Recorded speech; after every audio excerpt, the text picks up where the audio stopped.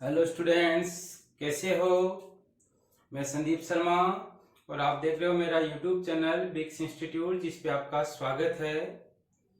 तो बच्चों, previous class में अपन इलेक्ट्रिक डायपोल का जो पॉइंट है वो कंप्लीट कर चुके हैं। आज का जो अपना पॉइंट है वो है आपका इलेक्ट्रिक फील्ड लाइंस। यानी अपन ये देखेंगे कि आपकी इलेक्ट्रिक फील्ड लाइंस क्या होती है। तो सबसे पहले अपन इसकी डेफिनेशन समझते हैं कि डेफिनेशन में क्या पॉइंट है आपका। तो an electric field line is an imaginary line, ध्यान रखना, या तो इमेजिनरी लाइन होगी और कर्व, या इसको आप कर्व का नाम दे सकते हो, ड्रॉवन through a region or space. यानी कि अपन इसको कहां ड्रॉ करेंगे, या तो कोई रीजन होगा या कोई स्पेस होगा, वेयर इलेक्ट्रिक फील्ड एग्जिस्ट। अब इस लाइन का मीनिंग समझो कि आपके पास ये कोई इमेजिनरी लाइन या कर्व होता है जिसको एक ऐसे रीजन या स्पेस में ड्रॉ करते हैं जहां आपका क्या एग्जिस्ट करता है, इलेक्ट्रिक फील्ड एग्जिस्ट करता है, so that its tangent at any point is in the direction of electric field vector at that point. अब इस लाइन का मीनिंग समझना कि अपन ने क्या कहा कि कोई ये रीजन आपके पास, और इस रीजन में आपका क्या एग्जिस्ट करता है, इलेक्ट्रिक फील्ड एग्जिस्ट करता है। तो जो पहली लाइन आपको ये बोल रही है कि कोई इमेजिनरी लाइन या कर्व ड्रॉ करो जो ऐसे रीजन में हो जहां पे इलेक्ट्रिक फील्ड एग्जिस्ट करता है। तो मैंने कहा कि ये आपके पास कोई एक रीजन है, यानी आपने इसको बोल दिया ए रीजन, या इसी को आप स्पेस नाम दे सकते हो, जहां पे क्या है आपका इलेक्ट्रिक फील्ड है वो एग्जिस्ट है। यानी कि इस रीजन में आपका इलेक्ट्रिक फील्ड एग्जिस्ट करता है। और ये मैंने कोई एक कर्व ड्रॉ किया और इस कर्व पे मैंने एक तो ये ए पॉइंट लिया है, एक मैंने ये कोई बी पॉइंट लिया है और एक मैंने ये कोई सी पॉइंट लिया है। यानी कि एट क्या कह रहा है, एट डेट पॉइंट, यानी कि अपन किसी भी पॉइंट पर क्या करें, एट एनी पॉइंट क्या करें, ड्रॉ वन टेंजेंट। यानी कि आप क्या करो, टेंजेंट ड्रॉ करो। तो मैंने जैसे इस पॉइंट पर टेंजेंट ड्रॉ की तो आपको इस डायरेक्शन में मिलेगी, इस पॉइंट पे टेंजेंट ड्रॉ की तो इस डायरेक्शन में मिलेगी, और इस पॉइंट पे टेंजेंट ड्रॉ की तो इस डायरेक्शन में मिलेगी। तब आपके पास ड्रॉवन टेंजेंट है वो क्या रिप्रेजेंट करती हो, इलेक्ट्रिक फील्ड वेक्टर को रिप्रेजेंट करती हो। तो जैसे मैंने कह दिया कि इस पॉइंट पे आपका ए पॉइंट की इलेक्ट्रिक फील्ड की डायरेक्शन है, ये वाली टेंजेंट है वो बी पॉइंट पे इलेक्ट्रिक फील्ड की डायरेक्शन है, और ये वाली है वो सी पॉइंट पर इलेक्ट्रिक फील्ड की डायरेक्शन है। तो आपने ये जो कर्व ड्रॉ किया है इस कर्व को नाम दिया जाता आपका इलेक्ट्रिक फील्ड लाइन। यानी कि ये आपकी एक कोई इलेक्ट्रिक फील्ड लाइन है जिसमें ये जो कर्व अपन ने ड्रॉ किया, इस कर्व के ये ए बी सी पॉइंट पर ये जो टेंजेंट है, ये अपन ने जो लाइनें ड्रॉ की है, इन लाइनों को आप क्या नाम दे सकते हो, इसको कह सकते हो टेंजेंट एट पॉइंट ए। यानी ये ए पॉइंट की टेंजेंट है, ये हो गई आपकी टेंजेंट एट पॉइंट बी, और ये वाली हो गई आपकी टेंजेंट एट पॉइंट सी। तो बच्चों, आपका इलेक्ट्रिक फील्ड लाइन का मीनिंग क्या हुआ कि ये आपका कोई एक इमेजिनरी कर्व होता है जिसको अपन ऐसे रीजन में ड्रॉ करते हैं जहां पे इलेक्ट्रिक फील्ड एग्जिस्ट करता है, और ये जो ड्रॉवन इमेजिनरी कर्व होता है इस पे अपन कोई पॉइंट कंसीडर करें और उस पॉइंट पर ड्रॉ की गई टेंजेंट किसकी डायरेक्शन को बताए, इलेक्ट्रिक फील्ड वेक्टर की डायरेक्शन को बताए, तो इसी इमेजिनरी कर्व को नाम दे दिया जाता है इलेक्ट्रिक फील्ड लाइन। दोबारा समझना बच्चों, electric field line is an imaginary line or curve drawn through a region or space where electric field exist so that its tangent at any point is in direction of electric field vector at that point। तो meaning क्या हुआ कि ये आपका एक imaginary curve या line होती है जो अपन इलेक्ट्रिक फील्ड के रीजन में ड्रॉ करते हैं, और इस कर्व के किसी पॉइंट पर खींची गई टेंजेंट या ड्रॉ की गई टेंजेंट इलेक्ट्रिक फील्ड वेक्टर की डायरेक्शन को डिनोट करे। तो अपन कह सकते हैं कि ये जो कर्व आपने ड्रॉ किया है, इस कर्व को अपन इलेक्ट्रिक फील्ड लाइन का नाम दे देते हैं।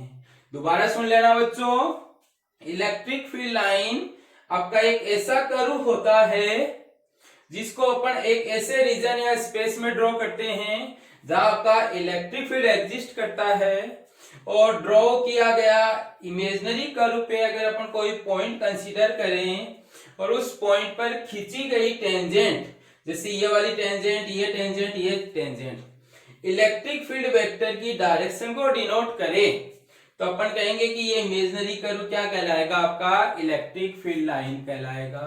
कोई प्रॉब्लम नहीं है इसमें, क्लियर है। अब इस इलेक्ट्रिक फील्ड लाइन का मीनिंग क्या है कि ये आपकी यूजफुल होती है किसमें, विजुअलाइज करने में। किसको विजुअलाइज करने में, इलेक्ट्रिक फील्ड को किसी चार्ज कॉन्फ़िगरेशन के अराउंड ग्राफिकली। यानी आप ये कह सकते हो कि किसी चार्ज कॉन्फ़िगरेशन का इलेक्ट्रिक फील्ड अगर अपन को ग्राफिकली विजुअलाइज करना है तो अपन जिस लाइन का यूज लेते हैं उस लाइन को नाम दे देते हैं इलेक्ट्रिक फील्ड लाइन। दोबारा समझ लेना कि इलेक्ट्रिक फील्ड लाइन का यूज क्या होता है कि अगर आपको कैसा भी चार्ज कॉन्फ़िगरेशन दिया गया हो, उसके सराउंडिंग जो भी इलेक्ट्रिक फील्ड क्रिएट होगा, उस इलेक्ट्रिक फील्ड को ग्राफिकली विजुअलाइज करने के लिए अपन किसका यूज लेते हैं, इलेक्ट्रिक फील्ड लाइन का। कोई दिक्कत नहीं है बच्चों। अब आप क्या कह सकते हो कि इनका जो सबसे फर्स्ट यूज है वो आपका एक ब्रिटिश साइंटिस्ट था जिसका नाम है माइकल फेराडे। तो आपको पूछ लिया जाए कि इलेक्ट्रिक फील्ड लाइन का सबसे फर्स्ट यूज किसने दिया, या आपके पास कंसेप्ट है वो किसने दिया, तो उसका नाम है माइकल फेराडे। और इन्होंने इन लाइनों को क्या नाम दिया था, लाइंस ऑफ फोर्स। तो आपको ये भी पूछ सकते हैं कि इलेक्ट्रिक फील्ड लाइन का दूसरा नाम क्या है और किसने दिया, तो इलेक्ट्रिक फील्ड लाइन का दूसरा नाम है लाइंस ऑफ फोर्स या लाइंस ऑफ इलेक्ट्रिक फोर्स भी बोल सकते हो, जिनको किसने डिफाइन किया था, माइकल फेराडे ने डिफाइन किया था। तो बच्चों ये आपका इलेक्ट्रिक फील्ड का कंसेप्ट है, आप इसका स्क्रीनशॉट ले लो, फिर अपन क्या करेंगे, इनकी प्रॉपर्टीज स्टडी करेंगे।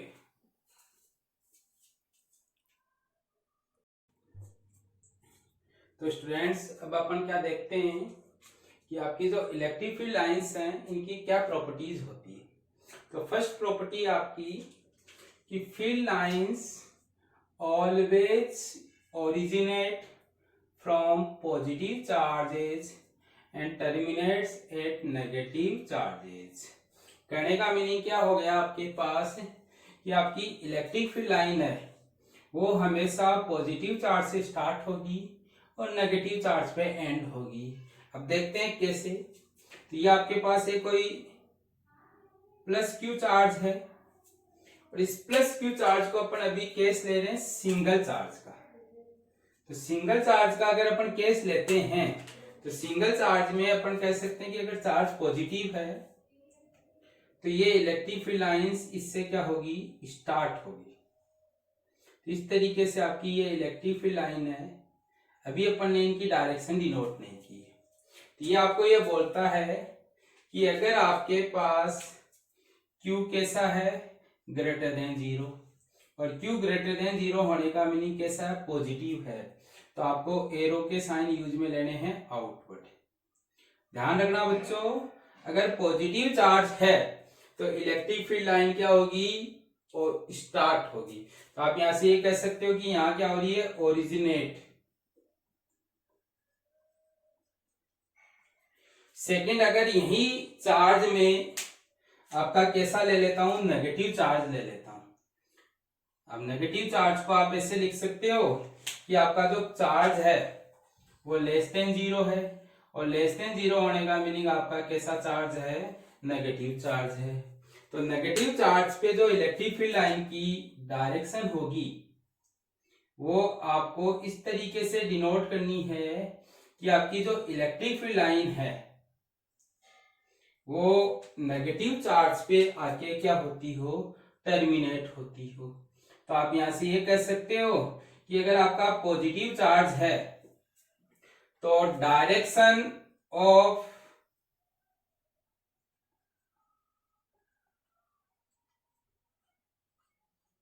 इलेक्ट्रिक फील्ड है वो आप बोलोगे रेडियली आउटवर्ड। कहां जा रही है, बाहर की ओर जा रही है, इसलिए कहोगे रेडियली आउटवर्ड। और यहां बोलोगे डायरेक्शन ऑफ इलेक्ट्रिक फील्ड वो हो जाएगी आपकी रेडियली इनवर्ड। तो बच्चों आपको ध्यान रखना है ये चीज कि पहला पॉइंट तो ये स्टार्ट होगी पॉजिटिव से और टर्मिनेट होगी आपकी नेगेटिव पे। दूसरा पॉइंट ये ध्यान रखना है कि आपके पास ही इनकी जो इलेक्ट्रिक फील्ड लाइन की डायरेक्शन है वो सिंगल पॉजिटिव चार्ज के लिए तो होगी रेडियली आउटवर्ड और सिंगल नेगेटिव चार्ज के लिए होगी रेडियली आउटवर्ड और यहाँ इनवर्ड। थर्ड, आपको एक और चीज ध्यान रखनी है कि ये अगर आपके पास चार्ज के साथ सिंगल है तो आपकी इलेक्ट्रिक फील्ड लाइन है या तो इंफिनिटी से स्टार्ट होगी या इंफिनिटी पे टर्मिनेट होगी। तो ये लाइनें आपकी इंफिनिटी पे जाके टर्मिनेट होगी। ये जो लाइनें आ रही है आपके पास यहाँ पे, ये कहां से आ रही है, इंफिनिटी से आ रही है। तो इस पॉइंट का मीनिंग ध्यान रखना कि अगर आपके पास सिंगल चार्ज है तो इलेक्ट्रिक फील्ड लाइंस हैं वो इंफिनिटी पे जाके टर्मिनेट हो सकती है या इंफिनिटी पे से आके क्या हो सकती है, आपके पास चार्ज पे टर्मिनेट हो सकती है। तो ये कह सकते हो कि यहाँ तो टर्मिनेट होगी और यहाँ इंफिनिटी से क्या होगी, स्टार्ट होगी। तो फर्स्ट पॉइंट आपका यही है कि इलेक्ट्रिक फील्ड लाइन है वो हमेशा पॉजिटिव चार्ज से ओरिजिनेट करनी है, नेगेटिव चार्ज पे क्या करनी है, टर्मिनेट करनी है। अब अगर आपका सिंगल चार्ज है तो ये पॉजिटिव चार्ज पे क्या हो सकती है, टर्मिनेट हो सकती है। अगर आपके पास सिंगल नेगेटिव चार्ज है तो ये इंफिनिटी से क्या हो सकती है, आपके पास जनरेट हो सकती है। तो आपको ध्यान रखना है कि पॉजिटिव चार्ज है तब तो ये चार्ज से तो स्टार्ट होगी और इंफिनिटी पे जाके टर्मिनेट होगी, यानी बहुत दूर तक जाएगी। अगर आपका नेगेटिव चार्ज है यानी लेस देन जीरो है तब आपकी इलेक्ट्रिक फील्ड लाइन है वो इंफिनिटी से तो स्टार्ट होगी और चार्ज पे आके क्या होगी, टर्मिनेट होगी। अभी मैंने किसकी इलेक्ट्रिक फील्ड लाइन ड्रॉ की है, एक तो सिंगल पॉजिटिव चार्ज की और एक सिंगल नेगेटिव चार्ज की। ऐसे ही अगर आपके पास एक पॉजिटिव चार्ज और एक नेगेटिव चार्ज हो तो उस टाइम पे आप ये कह सकते हो कि आपके पास पॉजिटिव चार्ज से तो स्टार्ट होगी, नेगेटिव चार्ज पे टर्मिनेट होगी। वो अपन आगे ड्रॉ करेंगे क्वेश्चन की फॉर्म में। आपके पास इस प्रॉपर्टी में किसी भी स्टूडेंट को प्रॉब्लम नहीं होनी चाहिए।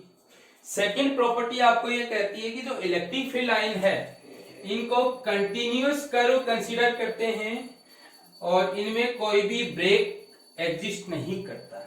ब्रेक एग्जिस्ट नहीं करने का मीनिंग अगर आपके पास कहीं चार्ज फ्री रीजन है तो चार्ज फ्री रीजन में अगर आप इलेक्ट्रिक फील्ड लाइन ड्रॉ करोगे तो वो कंटिन्यूअस फॉर्म में होगी और कंटिन्यूअस फॉर्म में होने का रीजन क्या होता है कि ये आपका क्या डिनोट करती है, फोर्स की डायरेक्शन को डिनोट करती है। अगर अपन इनकी टेंजेंट पे क्या करते हैं, कोई यूनिट पॉजिटिव चार्ज रख देते हैं। अब इसको आप समझो कैसे, कि जैसे मैंने ये कहा कि आपके पास कोई प्लस क्यू चार्ज है और इस प्लस क्यू चार्ज के कारण आपकी ये इलेक्ट्रिक फील्ड लाइन इस तरीके से क्या हो रही है, आपके पास आउटवर्ड जा रही है। आपके पास इधर भी ड्रॉ कर सकते हो, इधर भी ड्रॉ कर सकते हो और इधर भी ड्रॉ कर सकते हो। तब अगर आप इस पे कोई टेस्ट चार्ज रख देते हो तो इस चार्ज के कारण जो इलेक्ट्रिक फील्ड ई प्रोड्यूस हुआ आउटवर्ड, उस इलेक्ट्रिक फील्ड के कारण इस पे एक फोर्स लगेगा F = Q × E, और Q × E लगेगा तो ये चार्ज क्या करेगा, कंटिन्यूअस मूव करेगा, और कंटिन्यूअस मूव करेगा तो जब तक आपका इलेक्ट्रिक फील्ड एग्जिस्ट करेगा तब तक इसका मूवमेंट चलता रहेगा। तो अपन कहेंगे कि इलेक्ट्रिक फील्ड लाइन है वो अपन को किस फॉर्म में मिलेगी, कंटिन्यूअस फॉर्म में मिलेगी। तो ध्यान रखना, इलेक्ट्रिक फील्ड लाइन कभी भी ब्रेक नहीं रखती है, कंटिन्यूअस कर्व की फॉर्म में एग्जिस्ट करती है। और उसका रीजन ये है कि अपन जो भी टेंजेंट ड्रॉ करते हैं वो ये आपकी टेंजेंट किसकी डायरेक्शन को डिनोट करती है, इलेक्ट्रिक फील्ड की डायरेक्शन को। तो वहां से ये कह सकते हैं कि अगर इस पे अपन कोई चार्ज रखेंगे तो इस चार्ज पे फोर्स लगेगा, और फोर्स है वो किस फॉर्म में होगा, कंटिन्यूअस फॉर्म में होगा। तो यानी कि आप कह सकते हो इलेक्ट्रिक फील्ड लाइन है वो भी क्या होती है, कंटिन्यूअस फॉर्म में होती है। इस प्रॉब्लम में भी कोई दिक्कत नहीं होनी चाहिए। आप यहां से कह सकते हो कि जो फोर्स है वो कैसा होगा, continuous up to electric field. तो आपकी जो इलेक्ट्रिक फील्ड लाइन है वो भी किस फॉर्म में मिल जाएगी, कंटिन्यूअस फॉर्म में मिल जाएगी। थर्ड पॉइंट आपको ये कहता है कि जो फील्ड लाइंस आपकी किसी चार्ज से स्टार्ट हो या एंड हो तो आपके पास नंबर ऑफ फील्ड लाइंस हैं वो डायरेक्टली प्रोपोर्शनल टू होती है मैग्नीट्यूड ऑफ दैट चार्ज। तो आप कह सकते हो number of field line directly proportional है मोड ऑफ क्यू के। अब आप कहोगे कि अगर क्यू लार्ज हुआ तो आपके पास नंबर ऑफ फील्ड लाइंस हैं वो भी आपको लार्ज मिलेगी, और अगर क्यू स्मॉल हुआ तो जो नंबर ऑफ फील्ड लाइंस हैं वो भी आपको क्या मिलेगी, स्मॉल मिलेगी। अब इसको आप ऐसे समझ सकते हो कि ये मैंने कोई दो चार्ज लिए हैं, एक तो Q1 चार्ज है और एक Q2 चार्ज है। अब मैंने कहा कि Q1 चार्ज की जो फील्ड लाइंस हैं वो मैंने 8 लाइन ड्रॉ की है, और आउटवर्ड ड्रॉ किया है इसलिए आपके पास ये पॉजिटिव है। ऐसे मैंने इसकी जो लाइनें ड्रॉ की हैं वो मैंने कितनी लाइनें ड्रॉ की हैं, 4 लाइनें ड्रॉ की हैं। तो आप यहां से ये कह सकते हो कि आपके पास यहाँ जो Q1 है वो तो डायरेक्टली प्रोपोर्शनल है 8 के, और Q2 है वो डायरेक्टली प्रोपोर्शनल है 4 के। तो आप यहां से कह सकते हो कि Q1 की वैल्यू है वो Q2 से क्या है, ज्यादा है। और दूसरा आप ये भी कह सकते हो कि Q1 है वो डबल है किसका, Q2 का। दोनों का रेशियो निकालोगे तो किसके इक्वल आएगा, 2 के इक्वल आएगा। तो ये आपकी थर्ड प्रॉपर्टी है जो आपको ये कहती है कि कहीं भी किसी भी रीजन में अगर आपको फील्ड लाइन गिवन है तो उनके नंबर के बेसिस पे अपन चार्ज का मैग्नीट्यूड बता सकते हैं कि चार्ज का मैग्नीट्यूड कम होगा या ज्यादा होगा। अगर चार्ज है वो ज्यादा इलेक्ट्रिक फील्ड लाइन प्रोड्यूस कर रहा है तो अपन कहेंगे मैग्नीट्यूड ज्यादा होगा। अगर चार्ज कम इलेक्ट्रिक फील्ड लाइन ड्रॉ कर रहा है तो अपन कहेंगे उनका मैग्नीट्यूड आपको क्या मिलेगा, कम मिलेगा। तो बच्चों ये 3 प्रॉपर्टी है, पहली पॉजिटिव से स्टार्ट होगी नेगेटिव पे टर्मिनेट होगी, दूसरा कंटिन्यूअस फॉर्म में होती है, और तीसरा नंबर ऑफ फील्ड लाइंस हैं वो आपकी चार्ज के मैग्नीट्यूड को डिनोट करने का काम करती है। कोई प्रॉब्लम नहीं है इन तीनों में, तो आप स्क्रीनशॉट कर लीजिए।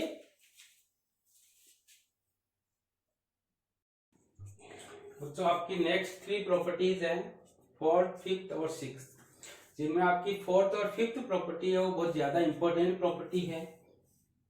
जिनमें 4th प्रॉपर्टी का मीनिंग ये है कि आपके पास कोई भी 2 इलेक्ट्रिक फील्ड लाइन है वो कभी भी क्रॉस नहीं करती है एक दूसरे के साथ।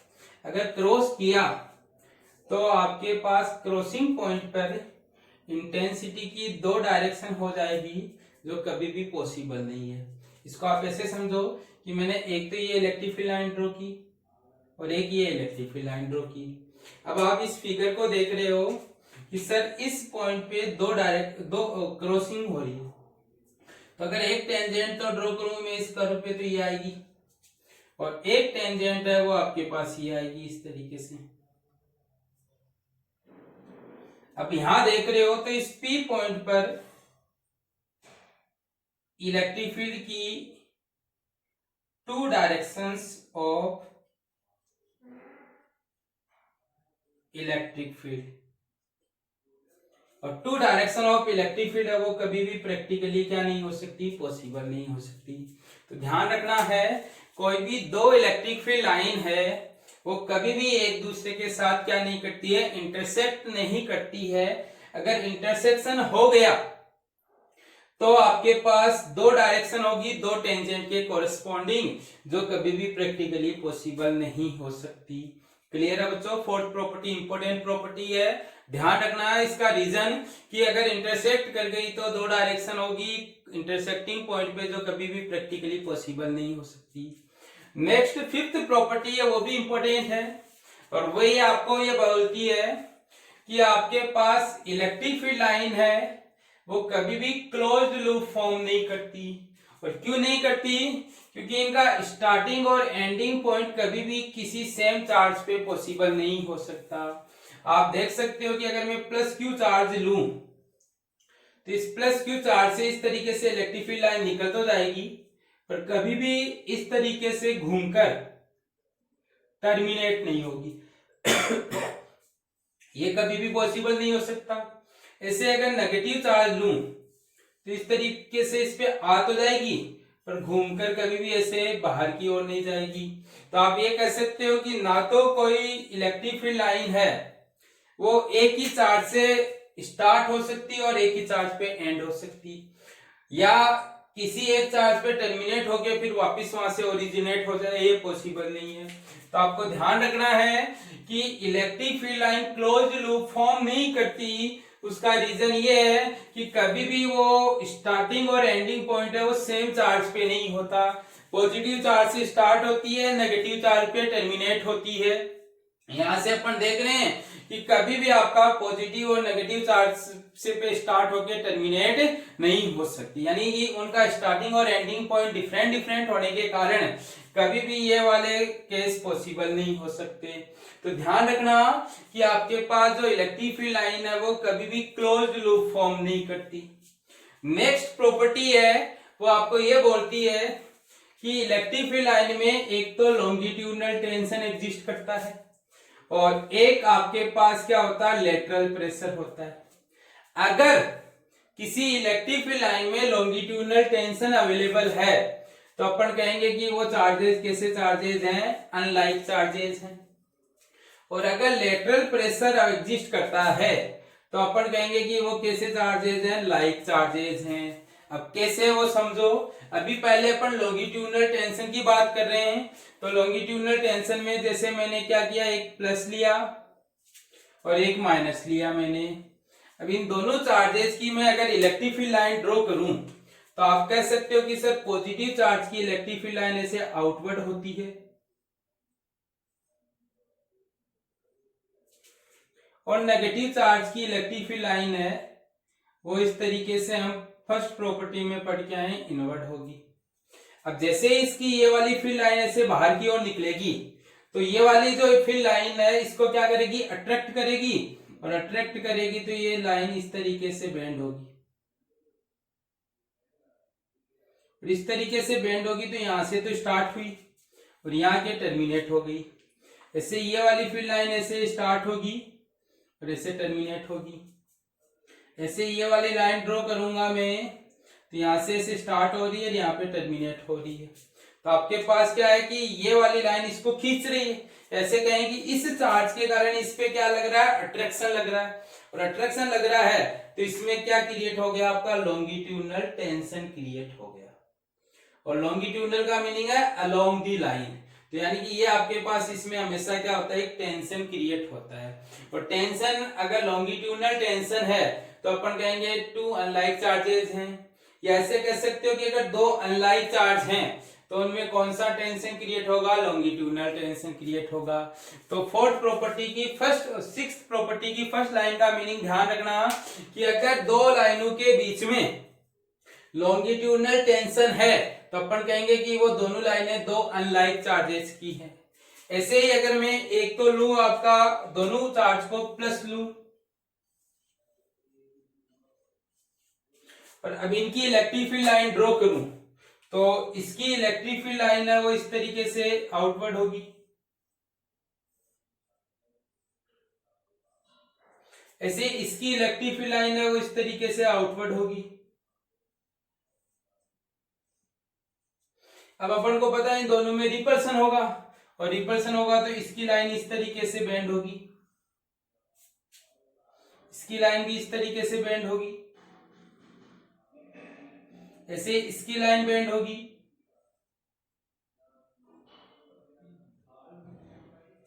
और यहां आप क्या देख रहे हो कि इन दोनों लाइनों के बीच में रिपल्सन होने के कारण या इनके बीच में रिपल्सन होने के कारण आपको यहां क्या देखने को मिल रहा है, लेटरल प्रेशर।